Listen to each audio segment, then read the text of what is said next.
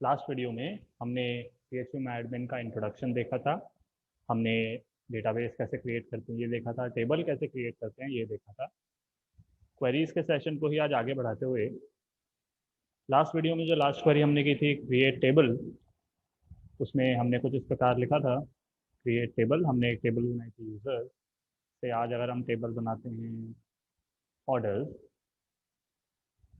Parenthesis, हमने एक column बनाया था आईडी, जिसको कि हमने बाकी और आर्ग्यूमेंट्स भी दिए थे। इसके अलावा हमने उसको बनाया था प्राइमरी की। तो आगे बढ़ने से पहले हम प्राइमरी की पे ही डिस्कस करते हैं। इसमें डेटा टाइप डिमांड कर रहा है वो ऐसे। हमने उसको इंटीजर बनाया था, लेंथ उसकी करी थी 5।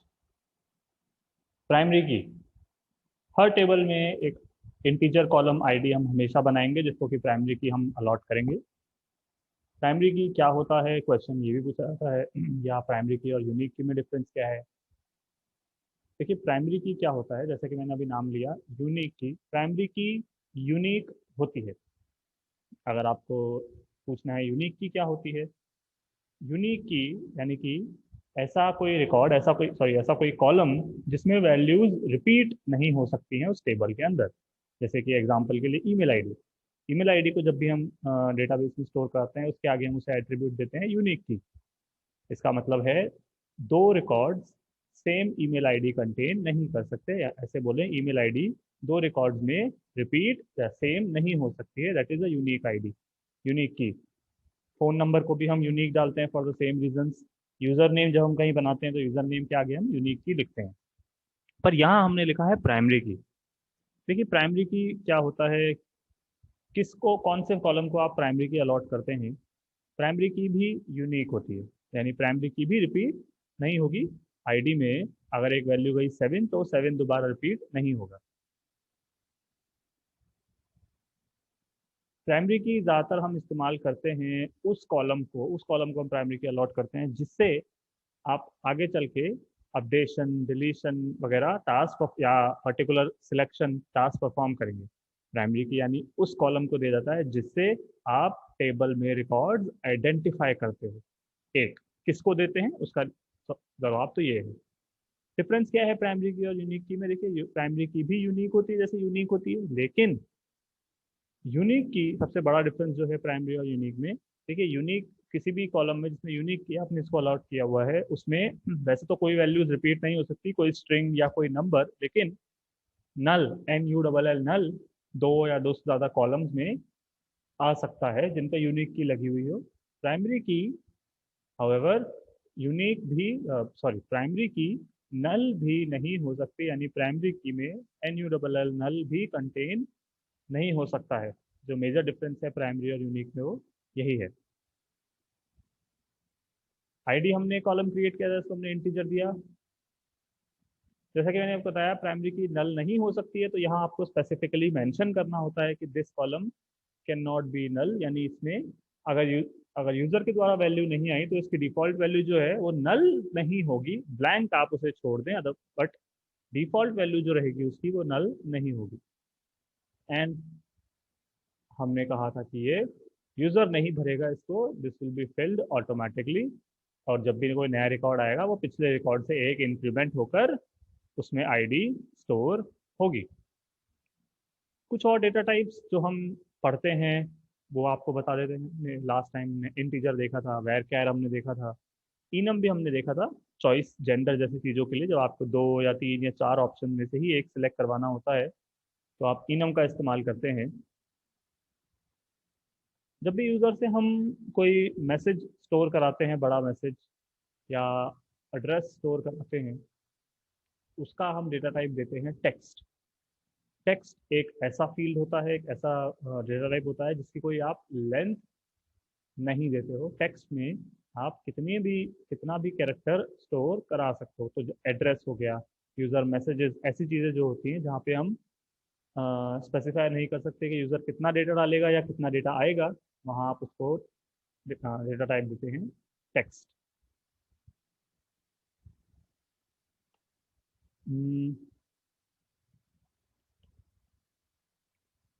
डेट्स, जैसे DOB हो गया, एक हो गया DOB, डेट ऑफ बर्थ। यहाँ पे आपके पास डेटा टाइप होता है डेट।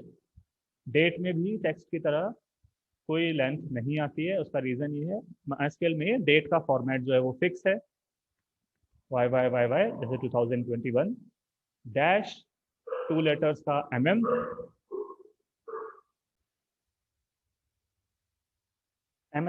यानी 2 लेटर्स मंथ के लिए, एंड DD डेट। चूंकि डेट का फॉर्मेट फिक्स है इसलिए डेट में भी आपको लेंथ नहीं डालनी होती है। डेट के जैसे और भी फील्ड हैं, डेट टाइम होता है, टाइम स्टैम्प होता है, last login date, registration date, ऐसे जहां हम फील्ड्स होते हैं जहां आपको डेट के साथ टाइम भी चाहिए वहां आप यूज कर सकते हैं टाइम स्टैम्प। टाइम स्टैम्प में भी लेंथ डालने की जरूरत नहीं है क्योंकि इसका फॉर्मेट भी एकदम फिक्स है। डेट का फॉर्मेट वैसा ही है, space hours 2 letters colon minutes 2 letters colon second, इसे कहते हैं टाइम स्टैम्प। इनम हम डिस्कस कर ही चुके हैं, जहां आपके पास चॉइस हो वहां आप इनम ले सकते हो, है ना। क्रिएट टेबल की क्वेरी हम देख ही चुके थे लास्ट टाइम। टेबल क्रिएट हो गई, उसके बाद आपको उसमें डेटा इंसर्ट करना होता है, डेटा अपडेट या डिलीट करना होता है, वो हम देखते हैं। हमारे पास इसमें टेबल हमने लास्ट टाइम क्रिएट की थी एक यूजर्स, फिलहाल उसमें कोई डेटा नहीं है। जैसा कि आपको यहाँ ब्राउज पे जब क्लिक करेंगे दिखाई देगा एम्प्टी रिजल्ट सेट या 0 रोज। तो क्यों ना इसमें डेटा एंटर किया जाए। वैसे तो आप ग्राफिकली यहाँ से डेटा एंटर कर सकते हैं, इंसर्ट में आपको पूरा बाकायदा एक फॉर्म मिलेगा, बट स्ट्रक्चर क्वेरी लैंग्वेज है तो क्वेरी लिख के ही काम करेंगे। डेटाबेस में टेबल में जब भी डेटा इंसर्ट करना होता है क्वेरी लगती है इंसर्ट इनटू टेबल का नाम। अब इसके बाद दो तरीके हैं काम करने के। पैरेंथेसिस उसमें आता है टेबल के कॉलम्स का नाम, जो भी आपने इसमें कॉलम क्रिएट किए थे राइट साइड में है, आप उन्हें देख लिख सकते हैं कि we want to insert into users table these fields. Users table के आईडी में, नेम में, एफ नेम, ईमेल, फोन में हम ये वैल्यूज इंसर्ट करना चाहते हैं। MySQL में यूजर स्पेसिफाइड वैल्यूज, चाहे वो स्ट्रिंग हो चाहे वो नंबर्स हो, जो यूजर के द्वारा वैल्यू यानी जो आप जो वैल्यू डालेंगे वो सिंगल कोट में आती है। पहला सिंगल कोट पहले कॉलम कोरस्पॉन्ड करता है ऐसे, यानी ये ID, name, F name, email and phone. ID आपको पता है हमने प्राइमरी की बनाया था, ऑटो इंक्रीमेंट बनाया था। आईडी का कॉलम आप इसलिए खाली छोड़ देते हैं, आईडी में आपको कुछ नहीं भरना है। नेम में नेम, एफ नेम में एफ नेम, ईमेल में ईमेल आ जाएगा एंड फोन नंबर में फोन नंबर।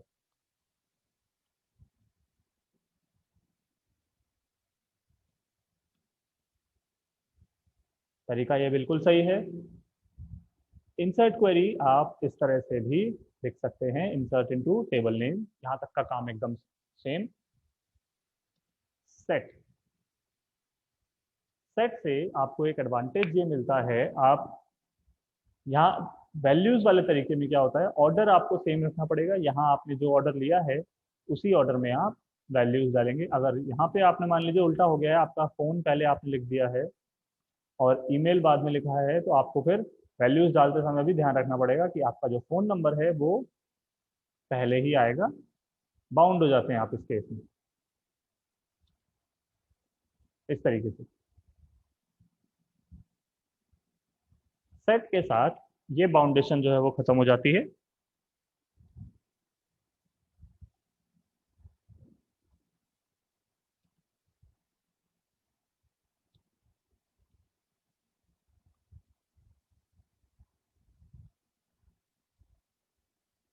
जैसा कि आप देख पा रहे हैं सेट में मैंने ऑर्डर को फॉलो नहीं किया है, मैं अपनी मर्जी से कोई ऑर्डर ले रहा हूं।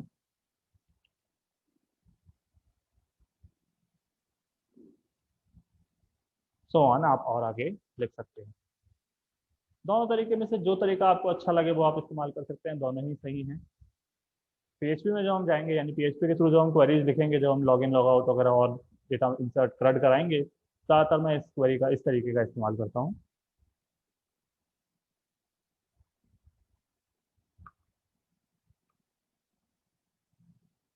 वैल्यूज वाले तरीके में आप इसको शॉर्ट कर सकते हैं। अगर आपको डेटा टेबल के सारे ही कॉलम में वैल्यू फिल करानी थी, जैसे अभी हमें आईडी भी फिल करानी है, नेम, एफ नेम, ईमेल और फोन भी फिल कराना था, तो आप सिंपली इस चीज को ओमिट भी कर सकते हैं, इसको हटा भी सकते हैं, इसको रिमूव भी कर सकते हैं। Insert into users directly value, इसका मतलब ये है कि जितने भी कॉलम है आप सबके लिए वैल्यू स्पेसिफाई कर रहे हैं। जैसे हमारे पास अगर 5 कॉलम है तो यहाँ आपने 5 वैल्यू स्पेसिफाई करी हैं।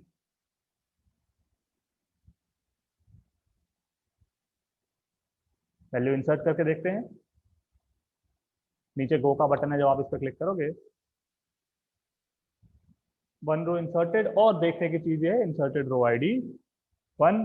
आईडी देखिए हमने फिल नहीं कराई थी, बट आईडी अपने आप निकल के आई 1। ऑटो इंक्रीमेंट प्राइमरी की का फायदा ये होता है।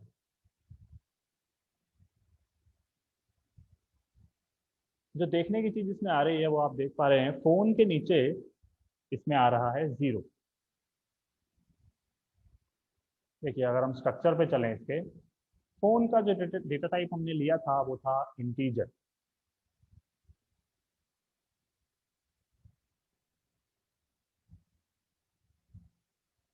हमने एक बार इसके चेंज पे क्लिक किया है।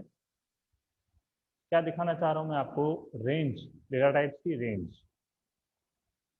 इसको जो ओपन करते हैं आप देखेंगे इंट में बहुत सारी चीजें हैं न्यूमेरिक के अंदर, tiny int, small int, medium int, int और बिग इंट। अभी जो हमने लिया था वो था इंट। इंट में आप किस तरह की वैल्यू स्टोर कर सकते हैं, 4 बाइट की वैल्यू स्टोर कर सकते हैं, जो कि रेंज लिखी हुई है, इस रेंज से लेके इस रेंज तक होनी चाहिए, -2147483648 से पॉजिटिव दिस नंबर तक। प्रॉब्लम ये है क्यों उसके नीचे 0 आ रहा था, हमने जो नंबर डाला, हमने जो नंबर दिया, फिल किया, वो इस रेंज से बाहर का नंबर था। अब ज़्यादातर जो हम फ़ोन नंबर लिखते हैं, जो इंडिया में हम फ़ोन नंबर यूज़ करते हैं, वो 9 से शुरू होते हैं, 8 से या 7 से या 6 से शुरू होते हैं। देखिए वो सारे ही नंबर्स इस रेंज से बाहर रहेंगे, जो ये रेंज आपको आपके सामने दिखाई दे रही है।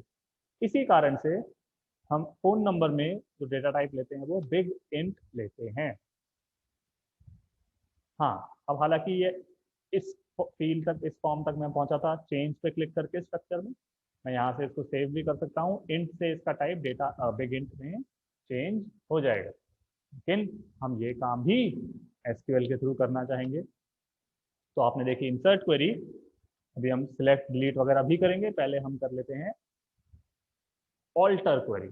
ऑल्टर, देखिए इंसर्ट, अपडेट और डिलीट जो हैं ये डेटा मैनिपुलेशन के काम में आते हैं, डेटा चेंज होता है। इंसर्ट से डेटा इंसर्ट होता है, अपडेट और डिलीट से डेटा है तो अपडेट, चेंज या डिलीट होता है। ऑल्टर डेटा के साथ डेटा को मैनिपुलेट नहीं करता है, ऑल्टर टेबल के स्ट्रक्चर को मैनिपुलेट करता है। टेबल का स्ट्रक्चर यानी उसमें जो कॉलम्स हैं, कॉलम्स ऐड करने हैं, कॉलम्स डिलीट करने हैं, या किसी पर्टिकुलर कॉलम में कोई एट्रीब्यूट चेंज करना है।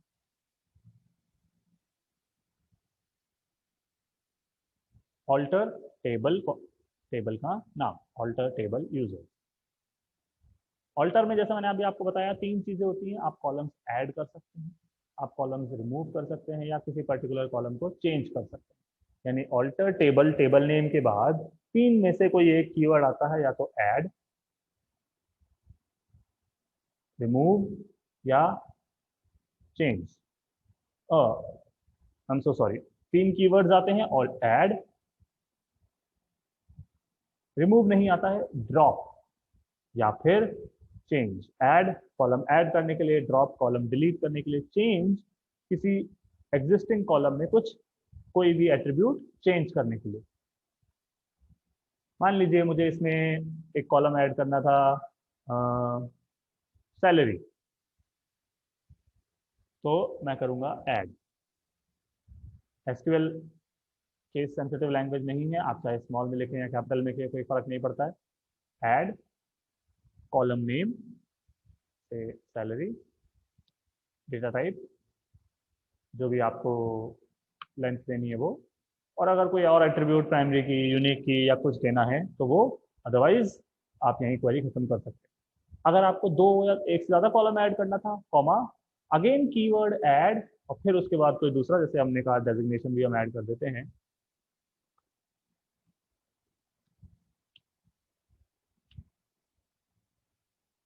इस तरीके से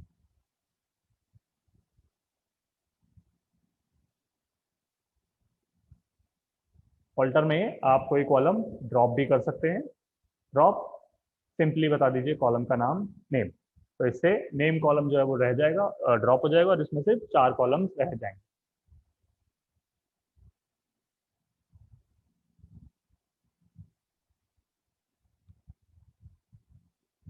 ऐड क्वेरी जो हमने अभी लिखी थी, अगर इस क्वेरी को मैं रन करता हूँ, अगर इस क्वेरी को मैं गो करता हूँ तो क्या होगा? अभी जो एग्जिस्टिंग कॉलम थे इसके वो थे ID, name, F name, email, phone. Phone के बाद में ऐड होगा सैलरी, सैलरी के बाद में ऐड हो जाएगा डेजिग्नेशन, यानी कि लीनियरली अपेंड होता है, यानी कि एग्जिस्टिंग डेटा के बाद में आप जो डेटा डालेंगे और आप जिस ऑर्डर में डालेंगे उस ऑर्डर में वो जाता है। हालांकि अगर आपको चाहिए था कि मुझे नेम, एफ नेम या एफ नेम और ईमेल के बीच में सैलरी या प्रोफाइल पिक्चर या कोई कॉलम ऐड करना था, यानी कोई स्पेसिफिक प्लेस पे अगर आप चाहते हैं कोई कॉलम ऐड हो, तो आप वो भी कर सकते हैं।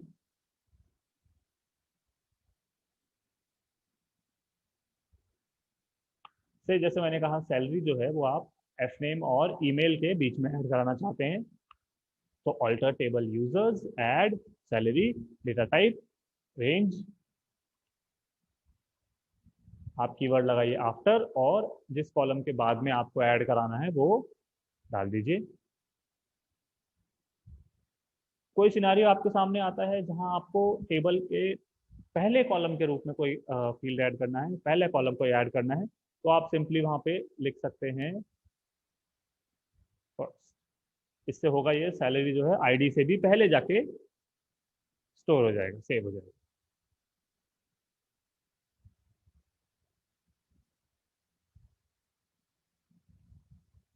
ड्रॉप अगर आप करना चाहते हैं तो ड्रॉप कॉलम नेम, सिंपल। अगर आप दो कॉलम एक साथ मल्टीपल कॉलम डिलीट करना चाहते हैं तो अगेन ड्रॉप से, अगर आप एफ नेम भी हटाना चाहते हैं तो एफ नेम।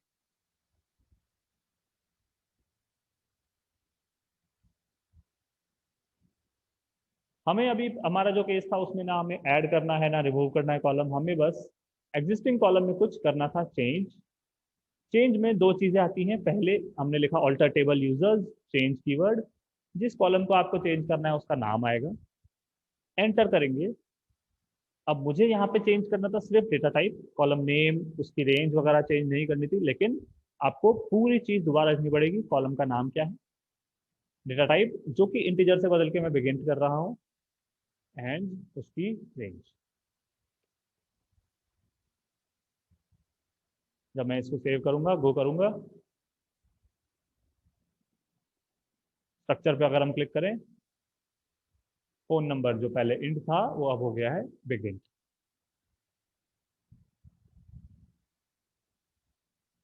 ऑल्ट अब देखा हमने, उसमें तीन चीजें देखी, ऐड, ड्रॉप और चेंज। डेटा इंसर्ट हम कर चुके थे, पर जैसा कि आपने देखा वो डेटा गलत आ रहा है, गड़बड़ आ रहा है। ईमेल के नीचे फोन नंबर और फोन नंबर के नीचे जीरो चला गया है। हमें इस कॉलम को, इस रिकॉर्ड को एडिट करना है। एडिट आपको यहाँ भी दिखाई दे रहा है, बट अगेन हम तो एसक्यूएल से करेंगे।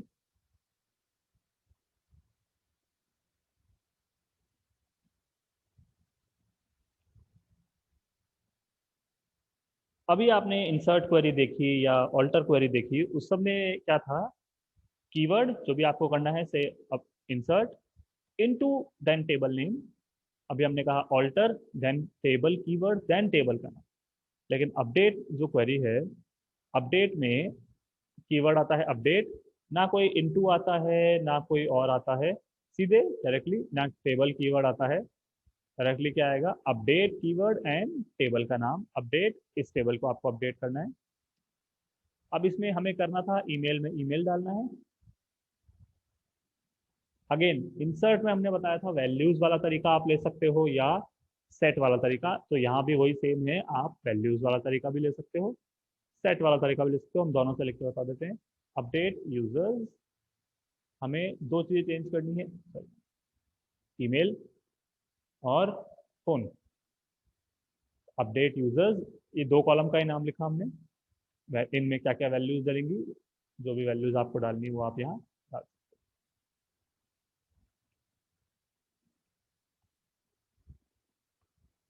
सिंगल कोट्स में आएंगी वैल्यूज सारी।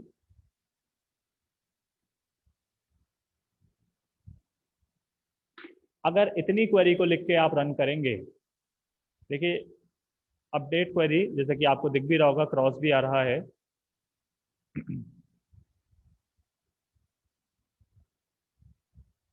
अपडेट और आगे चल के आप देखेंगे डिलीट में वेयर क्लॉज यानी वेयर कंडीशन का होना जरूरी है कि आपको यूजर्स टेबल अपडेट करनी है, ठीक है, उसमें ये कॉलम में ये वैल्यू, ये कॉलम में ये वैल्यू डालनी है, कौन सा रिकॉर्ड उस टेबल का अपडेट करना है वो बताना जरूरी है। अगर अपडेट क्वेरी बिना आप वेयर के चलाएंगे तो जितने भी रिकॉर्ड्स आपके डेटाबेस में उन सब की ईमेल आईडी ये, उन सब का फोन नंबर ये सेट हो जाएगा जो आप नहीं चाहते। वेयर,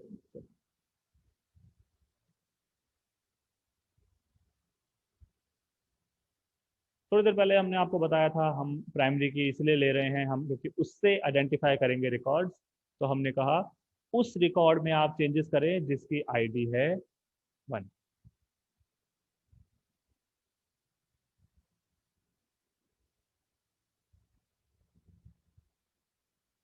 एरर्स आ गई हैं इस कोड में हमारे, नीचे देखिए एरर लाल डिब्बे में आ जाती है एरर आपके पास।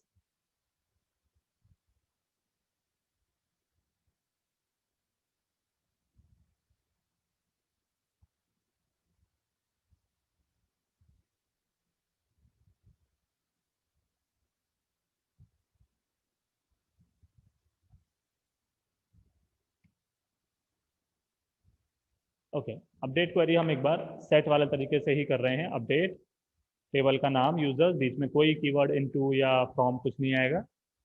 अपडेट यूजर्स सेट, हमें चेंज करना था ईमेल, ईमेल में जो आपको वैल्यू चाहिए वो, कॉमा फोन, फोन में आपको जो वैल्यू चाहिए वो। वेयर क्लॉज तो लगेगा ही लगेगा, where ID is equal to, ये लिख के जब हम गो करते हैं 1 रो अफेक्टेड आपको दिख रहा है, आप ब्राउज पे क्लिक करेंगे तो आपको डेटा दिख जाएगा, जो आपको डेटा चाहिए था वो सारा डेटा आ गया। डेटा आपने इंसर्ट करा लिया, डेटा आपने अपडेट करके चेंज करके मॉडिफाई करके देख लिया। अगर आप चाहते हैं कि कोई डेटा आपको डिलीट भी करना है, डिलीट की क्वेरी बहुत ही सिंपल है, डिलीट फ्रॉम टेबल का नाम। अगेन अगर जैसे मैंने आपको बताया अपडेट को वेयर क्लॉज की जरूरत होती है, सेम डिलीट को वेयर क्लॉज की जरूरत होती है, इतनी सी क्वेरी नहीं चलेगी। डिलीट फ्रॉम यूजर्स, कौन सा रिकॉर्ड डिलीट करना है, वो वाला रिकॉर्ड जहां आईडी बराबर है 1 के।